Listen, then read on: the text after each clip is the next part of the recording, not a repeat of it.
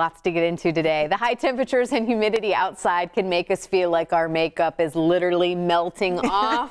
Beauty expert Michelle Phillips, though, is back to show us how a few tweaks to our beauty routines can actually help us look fresh like we want to in this Florida heat. Yeah, it's not like we're having a makeup meltdown. Seriously. I mean, this is every day. Yeah, and honestly, for years, my job as a makeup artist is working with celebrities on a set all day long under hot lights. So all I've ever done my entire career is help that makeup look fresh all day long. So I'm going to share a few secrets with you today. Okay, but I don't want to be constantly doing stuff all day long. Like, we got to put it on and then go. And do you have some secrets? I do. Okay. First, I think the biggest myth that people think when it comes to moisturizers is, you know, just don't put on moisturizer because then you'll look less greasy out. Yeah. Because it's hot outside, you get moisturizer. No, actually our skin produces more oil when it's drier. So you're better off using like a moisturizer that is lightweight, maybe mattifies the skin a bit, and then use your foundation. Okay. Or I like to use a primer on my skin, what it does. What does a primer do? Okay, so a primer, I mean, you think about like painting your walls, a primer is gonna help that paint really adhere and cover more when you paint your walls in your house. So when you think about your skin and your foundation, if you use a primer, what it does is it actually helps to refine the pores, it kind of blurs the imperfections. Okay. And you notice a difference using a primer? I do, but you wanna make sure that you're using a primer that is lightweight on your skin, because more layers means heavier feel. That's why I hesitate in using a primer. Right. It's like, great, one more thing I got to put on. I like to use a primer that actually mattifies the skin this time of year. Unless you have dry skin, use one that's an anti-aging primer. So look for a matte primer. A matte primer or anti-aging, depending on what your skin type is. Because again, even if you're kind of dry, just because it's hot outside does not mean that you're going to solve that problem. Okay. We might need to do a whole nother segment on skincare. And because honestly, it's so important. I think people think because it's hot that they need to use less moisturizer, and that's completely opposite. Okay.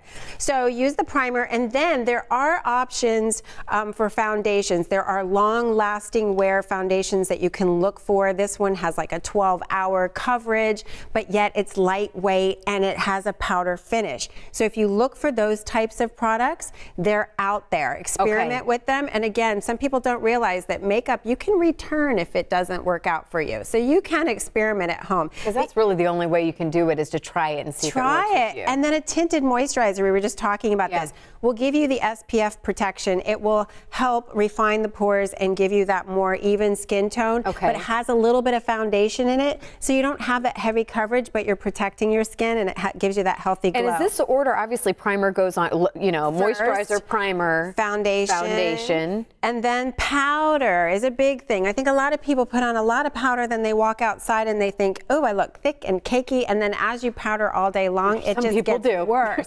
So I like to use a lightweight blotting powder, and there are, if you look out there and just Google lightweight, you know, powders that blot your skin, there are some out there that will help really reduce that oil. Do you like just the regular blotters that you see, like the oil blotters? I like the paper, but they don't work for me as much. What I do is I use a powder puff. I put it into my powder and rub the powder in, and then I roll it across my face throughout the day to just absorb the excess oil, and that's it. So you're not caking on the powder, just put it in the puff. But here's my thing, then you take the oily puff and you put it back in there. No, you always use a different corner and then throw this away after you've used it a couple days and get a new one. So just go to Beauty Supply Store and get a bunch of these. We have a minute left. Okay, so eyes, you want to make sure, just think about eyeshadow and blush.